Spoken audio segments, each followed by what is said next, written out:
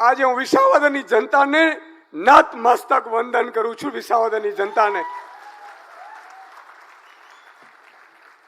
મજાક ઉડાડતા હતા આમ આદમી પાર્ટીની. એવું કહેતા હતા કે ક્યાં ગયા તમારા અરવિંદજી, ક્યાં ગયા સાવરણાવાળા, તમે બધા હારી ગયા. ગોપાલ ઇટાલિયા હારી ગયા, મનોજ છોરટિયા હારી ગયા, સાગર રબારી હારી ગયા. મિત્રો, એક સમય હતો મેં ભગવાનને પ્રાર્થના કરી કે પ્રભુ, આ ગુજરાતની જનતા માટે લડવા નીકળ્યા છીએ. અમે હારી ગયા એનો કોઈ અફસોસ નથી. એક ચૂંટણી નહીં, આવી 1000 ચૂંટણી આ જનતા માટે હારવા તૈયાર છે, પણ સંઘર્ષનો મેદાન નથી છોડવાનો મિત્રો. અને જ્યારે બેઠા હતા એમાં એક ઉપર એક પાર્ટી ઉપર તરાપો મારવાની ચાલુ કરી. ભાજપે પાર્ટી તોડવાની કોશિશ કરી, પંજાબમાં તોડવાની કોશિશ કરી, સાંસદોને પંજાબમાં તોડ્યા, ધારાસભ્યોને તોડ્યા, અરવિંદજીને જેલમાં નાખ્યા. અને જ્યારે જેલમાં નાખતા ને ત્યારે મિત્રો, જે મનમાં ગોપાલભાઈએ વાત કરી, અમે મનોજભાઈ ને સાગરભાઈ રૂમમાં બેઠા રહેતા હતા. 50 લોકોને ફોન કરે. હવે શું છે પાર્ટીમાં? પાર્ટી ખતમ થઈ ગઈ.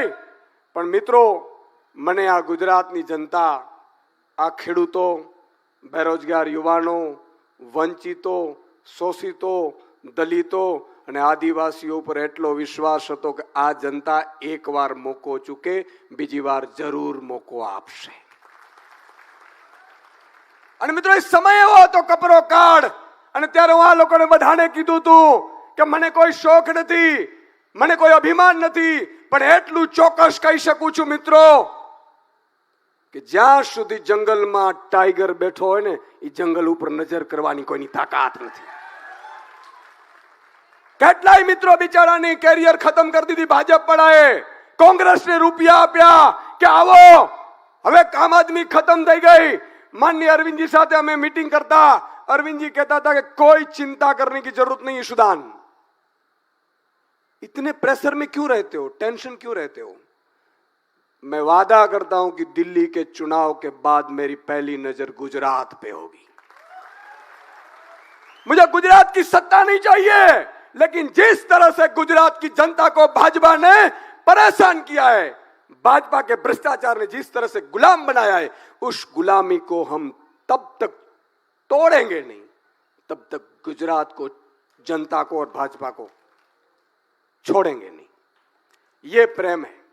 અને એટલા માટે મિત્રો આજે માફ કરજો, મારે થોડું ઇમોશનલ એટલા માટે થવાયું કે પરિસ્થિતિઓ એવી આવતી હતી, કોઈ બ્લેકમેલિંગ કરે, પણ મિત્રો હું આપને કહેવા માંગુ છું કે વિસાવદરની જનતાએ સાબિત કરી બતાવ્યું છું। તમે વિચાર કરો 2022 પછીનો ચૂંટણીનો કાળ આજ આવ્યો વિસાવદર। 2022 માં 14% વોટ મળ્યા હતા, આદિવાસી ને સૌરાષ્ટ્ર વિસ્તારમાં 25, 27% વોટ મળ્યા હતા। મિત્રો અમે તો, હું તો પોલિટિકલ એનાલિસ્ટ રહ્યો છું, 16 વર્ષ મેં જર્નાલિઝમમાં એ જોયું છે। 182 વિધાનસભાની ચર્ચા હું અહીંયા બેઠા બેઠા સમીકરણો સાથે કરી શકું એમ છું। અને એટલા માટે હું વારંવાર બધાને કહેતો હતો ચિંતા ના કરો, કારણ કે મને ગુજરાતની જનતા માનની અરવિંદજી ઉપર વિશ્વાસ હતો કે એમણે જે ધાર્યું છે ને એ કરીને રહેશે ને, એટલા માટે એકવાર એમના માટે તાળી થઈ જાય। આજે નવયુવાનોને કોણ તક આપે મિત્રો? આજે ઈશુદાન ગઢવી જેવો નાનો યુવાન, સામાન્ય પરિવારમાંથી આવનારો વ્યક્તિ પ્રદેશ પ્રમુખ કઈ રીતે હોઈ શકે? આજે ગોપાલ ઇટાલિયા, તમે જુઓ, ચેતરભાઈ વસાવા, કોણ આપે છે આ તક? અને એટલા માટે હું કહું છું મિત્રો, ભાજપ વાળા તોડવાની કોશિશ કરશે, ભાજપ વાળા ડરાવવાની કોશિશ કરશે, કારણ કે હવે એમને ધોળા દિવસે તાળા દેખાઈ ચૂક્યા છે।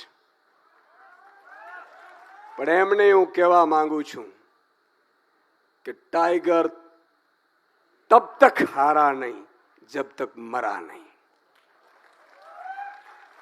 આ મેદાનમાં અમે લડીશું, જનતાની વચ્ચે લડીશું અને જનતા માટે લડીશું। અને એટલા માટે ક્યાં ગયા ચાણક્ય?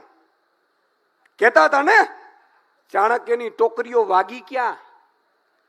2022 પછીનો પહેલો, સાહેબ આ વિસાવદરની ચૂંટણી નહોતી, માત્ર આમ આદમી પાર્ટી નહોતું લડી રહ્યું, માત્ર ગોપાલ ઇટાલિયા કે સુદાન ગઢવી નહોતા લડી રહ્યા.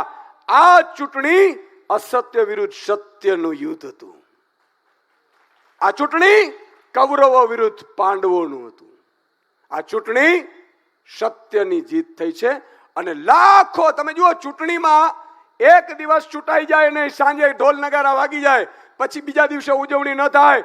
મિત્રો, હજારો ફોન આવે છે જોઈનિંગ માટે. મને કે અમારે તાલુકા લડવી છે, અમારે જિલ્લા લડવી છે. તો અમારા વાળા ક્યાં જાય? બરોબર કીધું ને? જરા ખોખારો મારીને કહો, બરોબર કીધું કે નહીં? મિત્રો, અરविंदजीએ કીધું છે કે सुदान, हमारी टीम जो संघर्ष के समय में खड़ी है ना, पहला मौका उनको दिया जाएगा.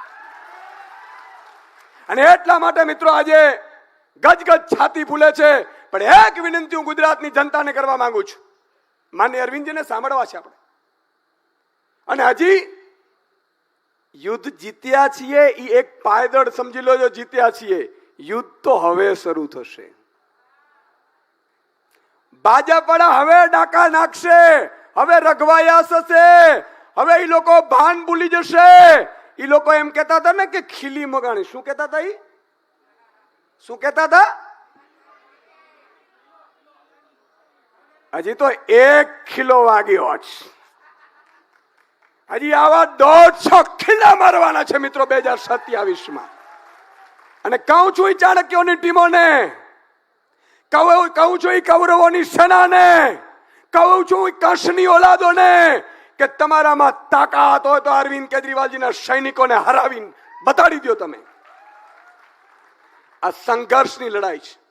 પણ મિત્રો, હું વિસાવદરની જનતાની જેમ આખી ગુજરાતની જનતાને હાથ જોડીને વિનંતી કરું છું કે એકવાર વિસાવદરની જનતાએ વિશ્વાસ મૂક્યો છે. એકવાર, એક જ વાર, એકવાર 2027માં સાહેબ વિશ્વાસ કરીને માનનીય અરવિંદ કેજરીવાલજીની વિચારધારાની સરકાર બનાવડાવી દો. જો 75 વર્ષ, માત્ર 30 વર્ષ ભાજપના નહીં, 30 વર્ષ કોંગ્રેસના નહીં, 15 વર્ષ ગઠબંધનની સરકારના નહીં, 75 વર્ષનો વિકાસ જો એ 5 વર્ષમાં નહીં કરી બતાવીએ ને તો સાહેબ આજીવન રાજનીતિ છોડી જશું. રાજનીતિ કરવા નથી આવ્યા સાહેબ. આજે અરવિંદજીને શું છે, શું તકલીફ છે? પણ અરવિંદ કેજરીવાલજી મિત્રો, જ્યારે અમે પહેલી વખત મળવા ગયા હમણાં ચૂંટણી પછી, દિલ્હીની ચૂંટણી પછી, તમને આશ્ચર્ય થશે, એમની ટેબલ ઉપર ગુજરાતના બૂથના નંબરો લખેલા હતા. અને એટલા માટે એક વિનંતી મારે આપને છેલ્લી કરવી છે. જેમ ગુજરાતની જનતાને મેં કીધી, બધું ભૂલી જાઓ, જ્ઞાતિ ભૂલી જાઓ, જાતિ ભૂલી જાઓ, ધર્મ ભૂલી જાઓ, ખોટા વિડિયા ભૂલી જાઓ. આ બધા આ ધતિંગિયાઓના કામ છે, જે નથી કરી શકતા કામ. વિકાસના કામ એમ મિત્રો કઈ કરી નથી શકતા. વિસાવદરની જનતાએ બધાને ધૂળ ચટાવી દીધી. કોઈ વિડીયો બનાવે ને તો એમ કે ભાઈ રહેવા દે.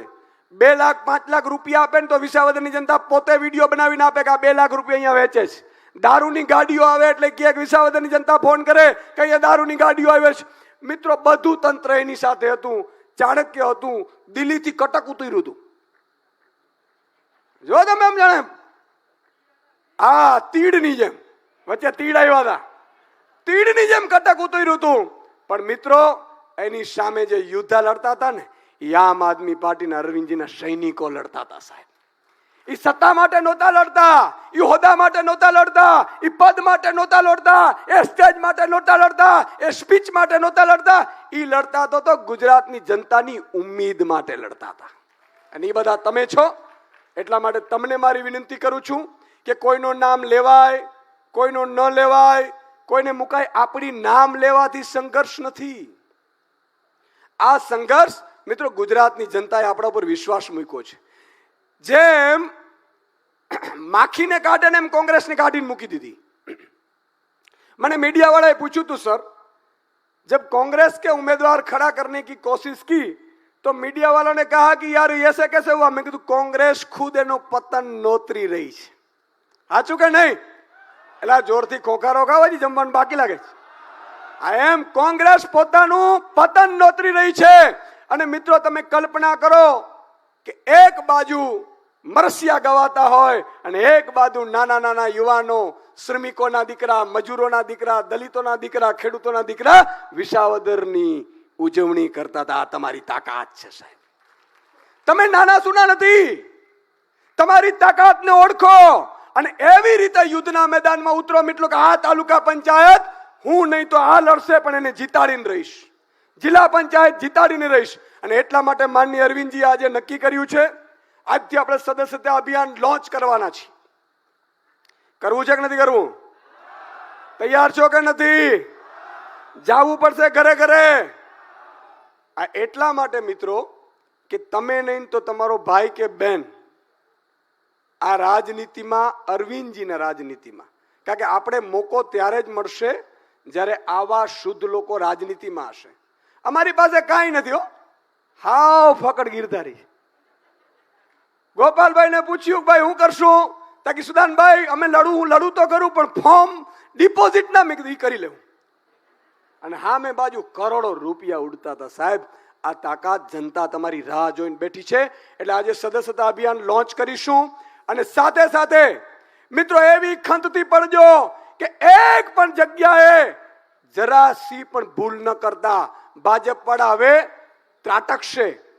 ભાજપ વાળા તોડવાની, ડરાવવાની, અને ક્યાંય પણ તમને ડરાવવાનું ફોન કરે ને તો અમને કહી દેજો, એની દવા છે મારી પાસે, મોનોકોટો રાખી છે. પણ આ ગુજરાતની જનતાને જ્યાં સુધી ભાજપના ભ્રષ્ટાચારથી, ભાજપના અત્યાચારથી ખેડૂતોને મિત્રો લૂંટે છે, મહિલાઓને હેરાન કરે છે, જે રીતે બેરોજગાર યુવાનોને ધક્કા ખવડાવે છે, અને દરેક કામ જુઓ લાંચ આપ્યા વગર થાય જ નહીં. અને હવે તો ભાજપના સારા મંત્રીઓ પૂર્વ હતા ને એ લખે છે કે આ ઈ ભાજપ નથી, અમે કહીએ છીએ કંસની ના કૌરવોની છે. એટલે આને ભગાડવાનું છે. હું વિનંતી કરીશ કે માનનીય અરવિંદજી અને તમામ આગેવાનો સદસ્યતા અભિયાન આપણે લોન્ચ કરીશું. અને એક મિત્રો ઘરે ઘરે જવાનું છે. સદસ્યતા અભિયાન લોન્ચિંગ કરીશું. આવો.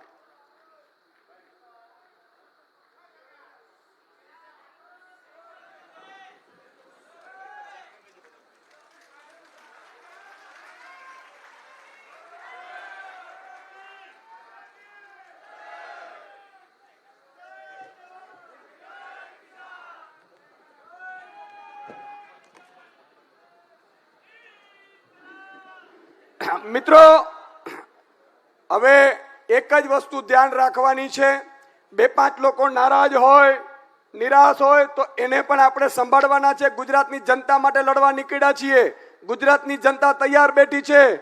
વિકલ્પ મળતો નહોતો, વિકલ્પ મળી ગયો છે.